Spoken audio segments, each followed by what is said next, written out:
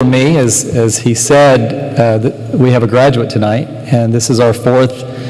You know, I can remember when we came here 11 years ago, Katie was in the 2nd grade, Maddie was 4th, Abby was 6th grade, and Tucker was 8th. And I knew when we walked in, I could feel that this was the right place. And I knew it was a place that my kids could get more than just an education about math and science and English. That it was a place that they could learn about character and learn about faith and learn about the Bible that we all focus on every day.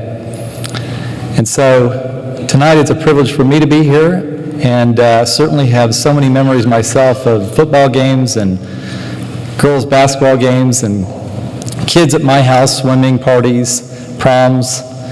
And one of my favorite stories I actually have props for tonight.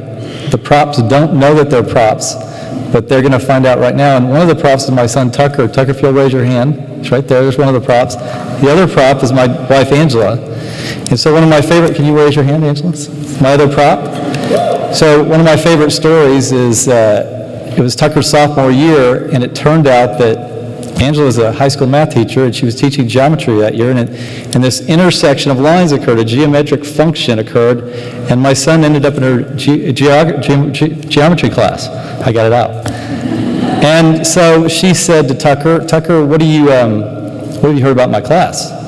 And Tucker said, well, Mom, I've heard you're a really good math teacher, that everybody really likes you, and that you do a really great job. And Angela just kind of smiled. She said, well, Tucker, who told you that? And he said, well, Mom, you did. So I was trying to figure out what to say in a commencement speech. I went back to my high school graduates, and I was trying to remember what the commencement speech was about. I couldn't remember, and I couldn't even remember who gave it. I was having a hard time remembering being there. So I was okay because I had college graduation. So I started going back through my mind, what did my commencement speech, what was it? I couldn't remember. I couldn't remember who gave it. I could remember being there.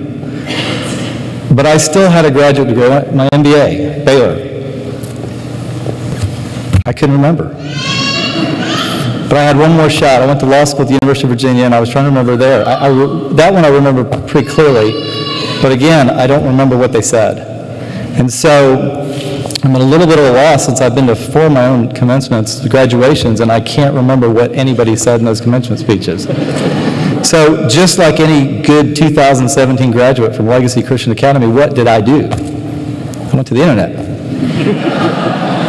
So I have a couple of shots at this. I got one off the internet, and it's fairly short. I want to read this to you, and then I've got a couple of other shots, because I know how difficult it is for me to get something out there that you'll remember. So I'm going to take 3 shots. This is my first shot, and this is by Mary Schmick of the Chicago Tribune, and it says, ladies and gentlemen of the class of 1998, wear sunscreen. If I could offer you only one tip for the future, sunscreen would be it.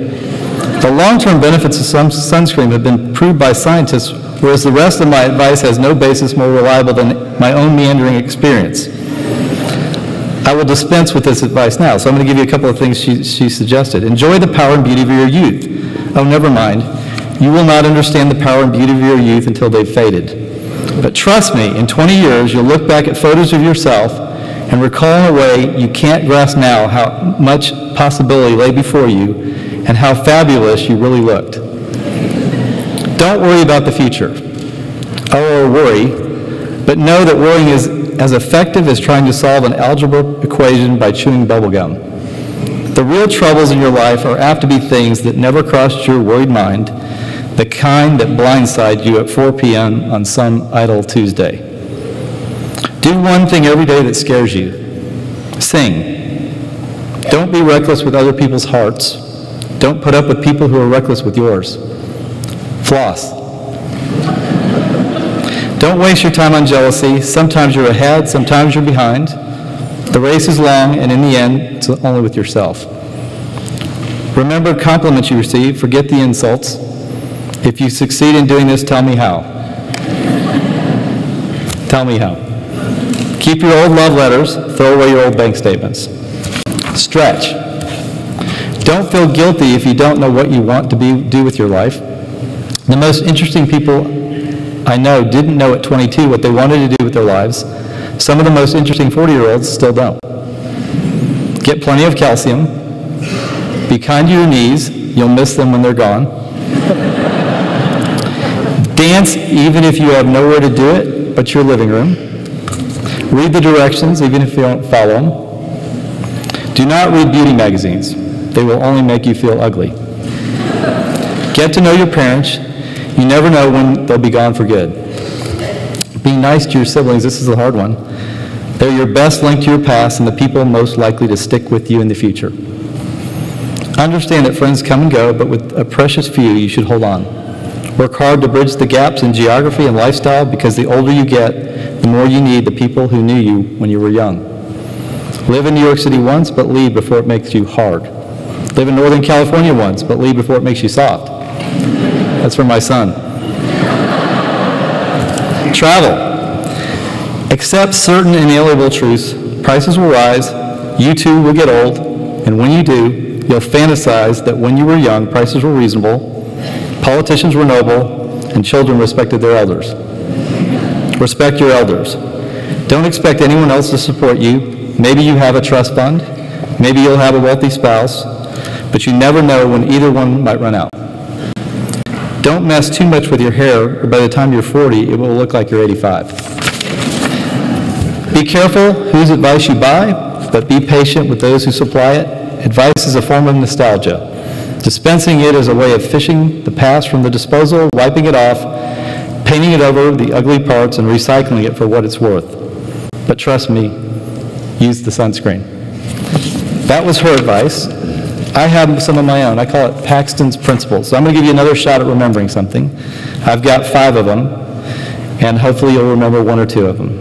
First of all, if you're living by faith in this world, you're not going to be loved by this world. And how do I know that? Simple story. How long did Jesus last in this world, and what was his life like in this world? If you're following your faith, and there's no resistance as you walk your faith beyond the doors of this building, you're not living your faith. And so expect resistance, expect anger from the world. Number 2, difficulties will come. You've experienced them in high school, you've experienced before that. Don't run from them, embrace them. They're from God. You look at the heroes of the Bible, whether it's Moses, whether it's David, whether it's Joseph, whether it's Paul, they had many obstacles, they faced many challenges. They did not run from their challenges, they embraced them, and they became our heroes, heroes of the faith. Number 3, don't rush. What do I mean by that? Focus on what you're doing now. So often I see this in the world I live in, politics. People are always looking for the next election, they're looking for the next move up, and they miss living and doing good where they're at. And that's easy to do. You're just graduating from high school. It would have been easy to take your high school and think about, well, I really just want to get to college. And when you get to college, I just really want to get somewhere else.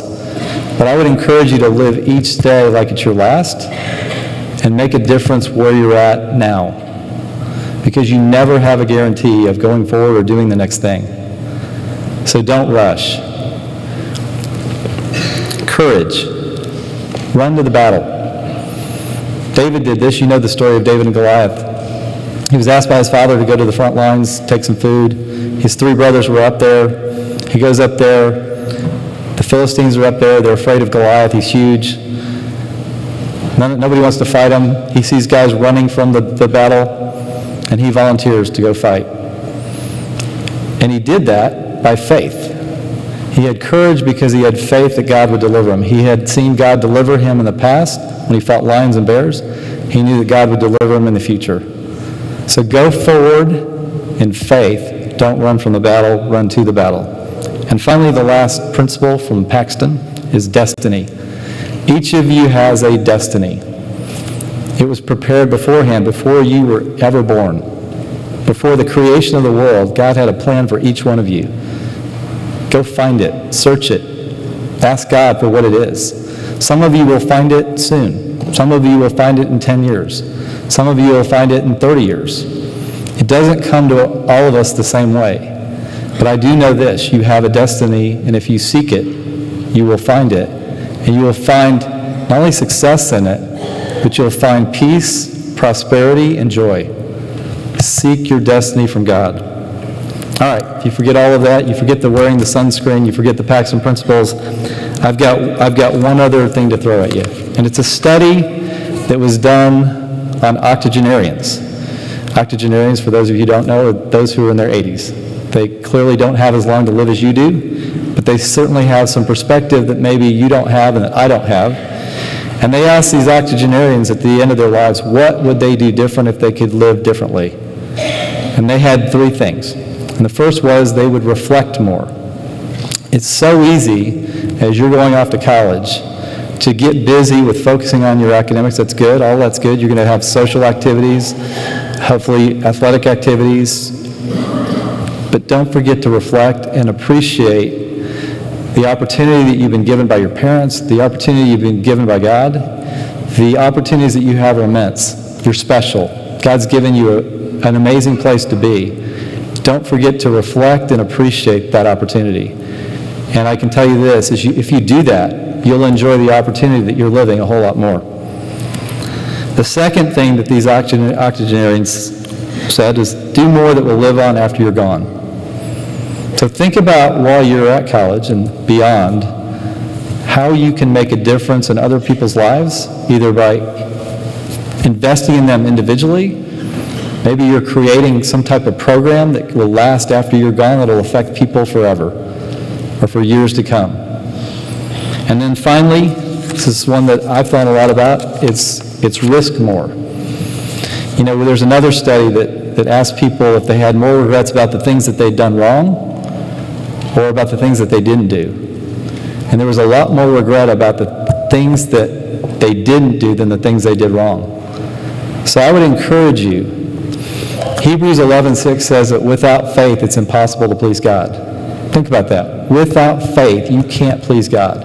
And what does faith require? It's going to require some dependence, which means that you're going to have some risk in your life.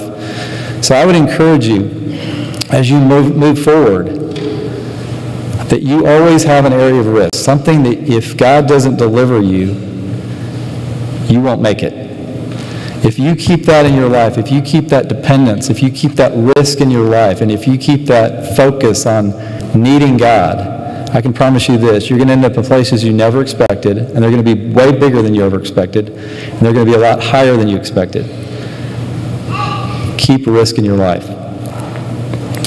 All right, those are my three things. But I want to leave you with two quotes, and the reason I want to leave you with two quotes is because if you forget everything else I said, you forget everything about the graduation, you can look these up on the internet later. And these are two quotes from a guy that you may or may not be familiar with. Some of you probably are. He was Prime Minister of Great Britain during the war, Winston Churchill. And two great quotes that I love. The first one is, never, never, never give up. If you keep that in your head, you will be victorious in many times when it doesn't look like you're going to be. Never, never, never give up. Second, success is not final. Failure is not fatal. It is the courage to continue that counts. I'm going to read it one more time. Success is not final. Failure is not fatal. It is the courage to continue that counts. As you all leave here, I encourage you to remember those two things. Remember that God has a destiny for your life. Trust Him. Pray, Jesus, help me. And I promise you this, at the end of your life, you will be appreciative of the opportunity that God's given you. Congratulations. God bless you. You guys deserve it. Thank you very much.